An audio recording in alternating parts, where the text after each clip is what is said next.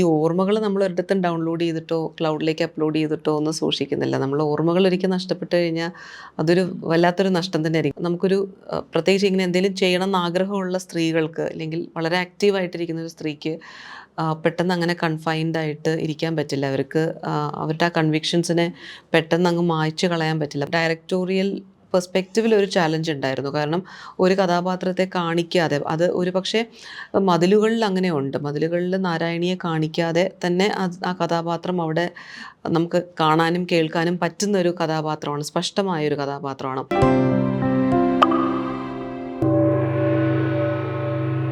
അപ്പോൾ ആദ്യത്തെ സിനിമയുടെ ഇപ്പം ചെയ്യുന്ന സമയത്ത് അപ്പം എങ്ങനെയാണ് ആ ഒരു സ്റ്റോറിയിലേക്ക് എത്തിച്ചേർന്നത്? അത് വളരെ വളരെ പ്രിക്കാരിയസ് ആയിട്ടുള്ള ഒരു സിറ്റുവേഷനാണത്. ആ സിറ്റുവേഷനിലെ മനുഷ്യരെ എങ്ങനെയാണ് അങ്ങനെ കൺസീവ് ചെയ്യാൻ തോന്നിയത്? എങ്ങനെയാണ് അത് ആ തീമിലേക്ക് എത്തിച്ചേർന്നത്? അത് ആക്ച്വലി എനിക്ക് ഇപ്പോൾ കേരള ഗവൺമെൻറ്റിൻ്റെ ഒരു അഡ്വർടൈസ്മെൻ്റാണ് ആദ്യം കാണുന്നത്. പക്ഷെ അതിന് എത്തുന്നതിന് മുന്നേ പല പല സ്ക്രിപ്റ്റുകൾ എഴുതിയിട്ടുണ്ട്. പല സ്ക്രിപ്റ്റുകൾ എഴുതി വേണ്ടാന്ന് വെച്ചിട്ടുണ്ട്. ഓരോ തവണ എഴുതുമ്പോഴും അത് നന്നാക്കണം എന്ന് വിചാരിച്ചാണ് അടുത്ത സ്ക്രിപ്റ്റ് എഴുതുന്നത്. അപ്പോൾ അങ്ങനെ ഒരു പ്രോസസ്സ് ഉണ്ടായിരുന്നു, വർഷങ്ങളായിട്ടുണ്ടായിരുന്നു. അപ്പോൾ KSFDCയുടെ ആദ്യത്തെ വർഷം എനിക്കൊന്ന് 2019 തോന്നുന്നു ഫസ്റ്റ് തിരക്കഥകൾ വിളിച്ചപ്പോൾ, അത് ഞാൻ ആക്ച്വലി ലേറ്റ് ആയിരുന്നു. ഒരു 10 days മുമ്പാണ് ഞാൻ അറിയുന്നത് ഇങ്ങനെ കഥകൾ ക്ഷണിക്കുന്നു, വനിതാ സിനിമ എന്ന് പറയുന്നത്. പക്ഷേ എനിക്കതൊരു എക്സ്പീരിയൻസ് അറിയണമായിരുന്നു. അപ്പോൾ അങ്ങനെ ഞാൻ അതിന് അപ്ലൈ ചെയ്തിരുന്നു. അപ്പോൾ അന്ന് രഘുനാഥ് പലേരിയും ദീദിയൊക്കെ ആയിരുന്നു അന്ന് ജൂറി ആയിട്ടുണ്ടായിരുന്നു. അപ്പോൾ ഞാൻ സ്റ്റോറി ഡിസ്കസ് ചെയ്തു. അപ്പോൾ ദാറ്റ് വാസ് എൻ ഓപ്പർച്യൂണിറ്റി. എനിക്കൊരിക്കലും രഘുനാഥ് പലേരിയോട് നേരിട്ട് പോയിട്ട് ഒരു സ്ക്രിപ്റ്റ് പോയി പറയാൻ പറ്റില്ല. അപ്പോൾ ഞാനത് അങ്ങനെ ഓപ്പർച്യൂണിറ്റി ആയിട്ട് എടുത്ത് അവരുടെ ഒരു ഫീഡ്ബാക്ക് കിട്ടുമ്പോൾ അതെനിക്കൊരു ലെസൺ തന്നെയാണ്. ദീദിയാണെങ്കിലും അവർ പറയുമ്പോൾ എനിക്ക് at that point of time എനിക്ക് ദീദിയോട് പോയി ദീദി ഒരു സ്ക്രിപ്റ്റ് ഉണ്ട് എന്ന് പറയാൻ പറ്റില്ല. അപ്പോൾ അവരുടെ ഒരു അത് what ever they have told അത് ഡെഫിനറ്റ്ലി ആ സ്ക്രിപ്റ്റിൽ അടുത്ത സ്ക്രിപ്റ്റ് എഴുതുമ്പോൾ ഞാനത് മനസ്സിൽ വെച്ചിട്ടുണ്ടായിരുന്നു. അപ്പോൾ അത് കഴിഞ്ഞ് 2019 കഴിഞ്ഞ് എനിക്ക് തോന്നുന്നു 2020 അടുത്ത് ക്ഷണിച്ചപ്പോഴാണ് 2021 അടുത്തവർ ഗവൺമെൻറ് വിളിച്ചിട്ടുള്ളത്. അപ്പോൾ അതിനു വേണ്ടി ഒരു കഥ അയക്കണം. അപ്പോൾ പുതിയൊരു കഥ തന്നെ അയക്കണം എന്നുണ്ടായിരുന്നു. അപ്പോൾ അങ്ങനെ ആണ് നിളയിലേക്ക് എത്തുന്നത്. ഇൻഹെറിറ്റൻസ് എന്നായിരുന്നു അതിൻ്റെ ആദ്യം, എൻ്റെ വർക്കിംഗ് ടൈറ്റിൽ ഇൻഹെറിറ്റൻസ് എന്നായിരുന്നു. എനിക്ക് ആക്ച്വലി എപ്പോഴും തോന്നിയിട്ടുള്ളത്, നമ്മൾ എല്ലാ ഡിവൈസസും, ഇപ്പം ഞാൻ പ്രോബ്ലി ഒരു ടെക്നിക്കൽ മേഖലയിൽ വർക്ക് ചെയ്തത് കൊണ്ടും ആയിരിക്കാം, എല്ലാ ഡിവൈസുകൾക്കും നമ്മളൊരു ബാക്കപ്പ് ഉണ്ട്, ഡേറ്റ ബാക്കപ്പ് എടുക്കും. പക്ഷെ നമുക്ക് ഏറ്റവും കൂടുതൽ നമ്മൾക്ക് ഈ പറഞ്ഞ പോലെ സ്റ്റോറേജ് ഉള്ള നമ്മുടെ ഓർമ്മകളിലാണ്. ഈ ഓർമ്മകൾ നമ്മൾ ഒരിടത്തും ഡൗൺലോഡ് ചെയ്തിട്ടോ ക്ലൗഡിലേക്ക് അപ്ലോഡ് ചെയ്തിട്ടോ ഒന്നും സൂക്ഷിക്കുന്നില്ല. നമ്മൾ ഓർമ്മകൾ ഒരിക്കൽ നഷ്ടപ്പെട്ട് കഴിഞ്ഞാൽ അതൊരു വല്ലാത്തൊരു നഷ്ടം തന്നെയായിരിക്കും. കാരണം ജീവിതത്തിൽ ഇപ്പോൾ നമ്മൾ ഇനി കാണാത്ത ആൾക്കാരുണ്ടാവാം, ഇനി പോകാത്ത സ്ഥലങ്ങളുണ്ടാകാം, ചില കോൺവെർസേഷൻസും മൊമെൻറ്റ്സും ഉണ്ടാകും. ഇതൊക്കെ നമുക്ക് ഇൻഡിവിജ്വലി ഓരോരുത്തർക്കും അത് വളരെ സ്പെഷ്യലാണ്. അപ്പോൾ ആ ഓർമ്മകളില്ലാതെ ആയി പോകുന്നൊരു സിറ്റുവേഷൻ ഞാൻ പലപ്പോഴും ആലോചിച്ചിട്ടുള്ളൊരു കാര്യമാണ്. സോ അതൊരു വൺ ഓഫ് ദി ആസ്പെക്ട്സ്. പിന്നെ ഒരു അതിജീവനം എന്നുള്ളൊരു സംഗതിയുണ്ട്. അത് പ്രത്യേകിച്ചും സ്ത്രീകളിൽ പലരിലും ആ ഒരു സർവൈവൽ ഇൻസ്റ്റിങ്ക്റ്റ് ഉണ്ട്, ഞാൻ ഉൾപ്പെടെയുള്ളവർക്ക്.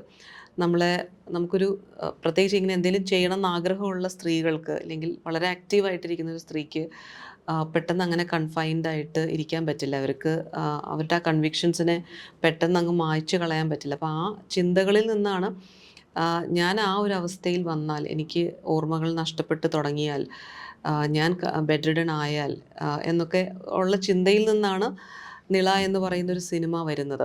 അപ്പോൾ അങ്ങനെയാണെങ്കിൽ എൻ്റെ ആ പരിമിതികൾക്കുള്ളിൽ ഞാൻ എന്തായിരിക്കും ചെയ്യുന്നത്, ഞാൻ എന്തൊക്കെ പോസിബിലിറ്റീസ് ആയിരിക്കും. എനിക്കങ്ങനെ അവസാനിച്ചു എന്നോ ഇല്ലെങ്കിൽ എനിക്ക് മെമ്മറീസ് പോകുന്നു എന്ന് വിചാരിച്ചിട്ടൊന്നും എനിക്കങ്ങനെ എന്നെ ലിമിറ്റ് ചെയ്യാൻ പറ്റുന്ന എനിക്ക് തോന്നുന്നില്ല, ഈവൺ അറ്റ് ദാറ്റ് ഏജ്.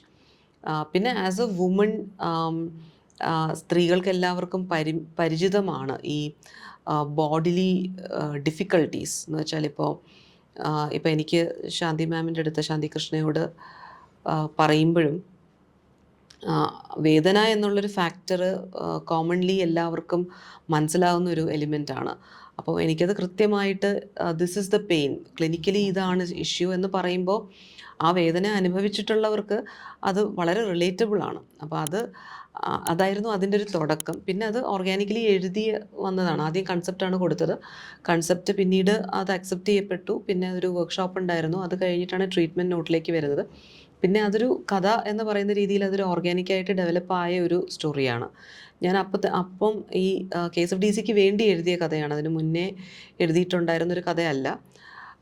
അപ്പം അതും എനിക്കൊരു ചാലഞ്ചായിട്ട് തോന്നി. കാരണം ഇതിനകത്തൊരു നിളയിലൊരു ഡയറക്ടോറിയൽ പെർസ്പെക്റ്റീവിൽ ഒരു ചാലഞ്ച് ഉണ്ടായിരുന്നു. കാരണം ഒരു കഥാപാത്രത്തെ കാണിക്കാതെ, അത് ഒരു പക്ഷേ മതിലുകളിൽ അങ്ങനെ ഉണ്ട്. മതിലുകളിൽ നാരായണിയെ കാണിക്കാതെ തന്നെ ആ കഥാപാത്രം അവിടെ നമുക്ക് കാണാനും കേൾക്കാനും പറ്റുന്ന ഒരു കഥാപാത്രമാണ്, സ്പഷ്ടമായൊരു കഥാപാത്രമാണ്. അപ്പം അതല്ലാതെ ഇങ്ങനെ ഒരു കൺഫ്യൂഷൻ ഇപ്പം പക്ഷേ ബഷീറിൻ്റെയും നാരായണിയുടെയും കേസിൽ അവർ റിയലാണ്, അത് ഹാലൂസിനേഷൻ അല്ല, അതൊരു തോന്നലല്ല എന്നുള്ളത് നമുക്കറിയാം. പക്ഷേ ഇങ്ങനെ ഓർമ്മകൾ വിട്ട് പോകുന്ന ഒരാൾക്ക്, കണക്ടിവിറ്റി പോകുന്ന ഒരാൾക്ക്, ഹാലൂസിനേഷൻസ് ഉള്ള ഒരാൾക്ക് കേൾക്കുന്ന ശബ്ദത്തെ എത്രത്തോളം വിശ്വസിക്കാൻ പറ്റും എന്നുള്ള ഒരു ചാലഞ്ച് ഉണ്ടായിരുന്നു. അപ്പോൾ അതായിരുന്നു നിളയുടെ ഒരു തുടക്കം എന്ന് പറഞ്ഞാൽ. അപ്പോൾ അതെനിക്ക് അറ്റ് എവറി പോയിന്റ് അതൊരു അഡ്വഞ്ചറായിട്ട് തന്നെ എനിക്ക് തോന്നിയത്. ഇപ്പോൾ സ്ക്രിപ്റ്റ് ചെയ്യുന്ന സമയത്തും ഈ ഒരു ചാലഞ്ച് എനിക്കുണ്ട്. അത് ഓഡിയൻസിൽ എത്രത്തോളം കണക്റ്റ് ആവും, മനസ്സിലാവും എന്നുള്ള ഒരു ഡൗട്ട് ഉണ്ടായിരുന്നു. പക്ഷെ അത് എനിക്കൊരു അഡ്വഞ്ചറായിട്ട് തന്നെ എനിക്ക് തോന്നിയത്. ഡയറക്ഷനിൽ വരുമ്പോഴും ഈ ഒരു കൃത്യത പാലിക്കപ്പെടുകയും വേണം.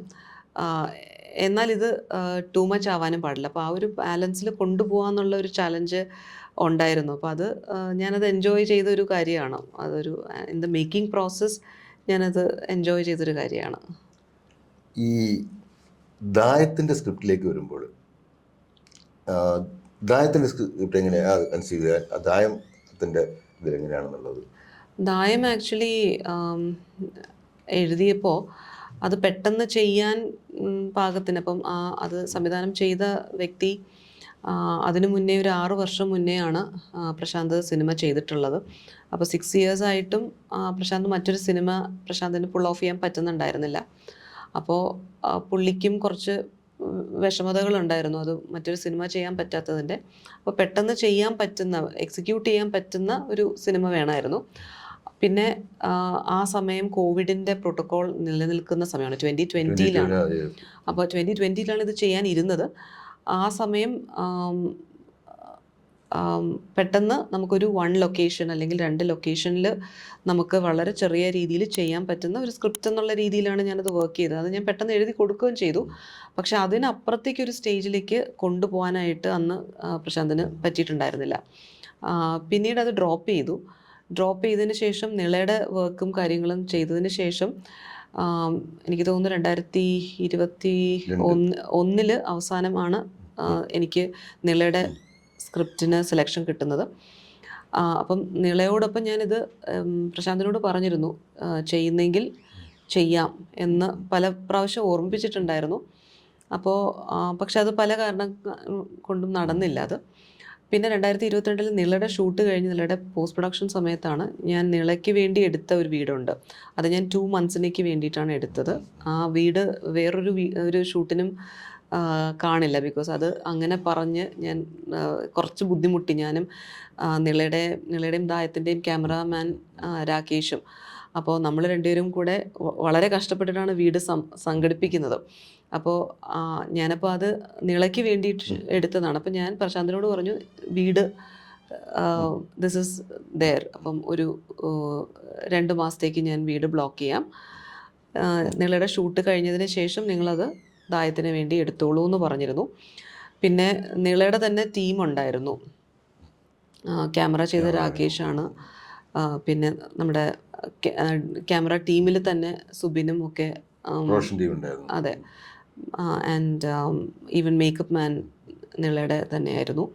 അപ്പോൾ അത്തരത്തിൽ കണക്ട് ചെയ്യാൻ പറ്റിയായിരുന്നു. അപ്പം I told, and even Pradeep Kumar actor lead role ചെയ്ത്, ദായത്തിൻ്റെ ലീഡ് റോൾ ചെയ്ത അദ്ദേഹത്തെയും ഞാൻ ആക്ച്വലി കാണുന്നത് നിളയുടെ ഒരു ചെറിയ സീനിൽ പ്രദീപേട്ടൻ ഉണ്ടായിരുന്നു. അപ്പോൾ ഞാൻ പറഞ്ഞു പ്രദീപേട്ടൻ ആ കഥാപാത്രത്തിന് നല്ലതായിരിക്കും, ഉടനെ ബ്ലോക്ക് ചെയ്തോളൂ എന്ന് പറഞ്ഞിട്ട് അങ്ങനെയാണ് പിന്നെ ദായം സംഭവിക്കുന്നത്. അങ്ങനെയാണ് നിളയുടെ ഷൂട്ട് കഴിഞ്ഞ് ഞാൻ പോസ്റ്റ് പ്രൊഡക്ഷനിൽ ആയിരിക്കുന്ന സമയത്താണ് ചെയ്തിരുന്നത്. അപ്പം നിളയുടെ കുറച്ച് സമയത്ത് തന്നെ ഞാൻ രാകേഷിനോട്, DOP രാകേഷാണ്, രാകേഷിനോട് കൃത്യമായിട്ട് ഇത് എന്താണെന്നുള്ളത് ഞാൻ കമ്മ്യൂണിക്കേറ്റ് ചെയ്തിട്ടുണ്ടായിരുന്നു.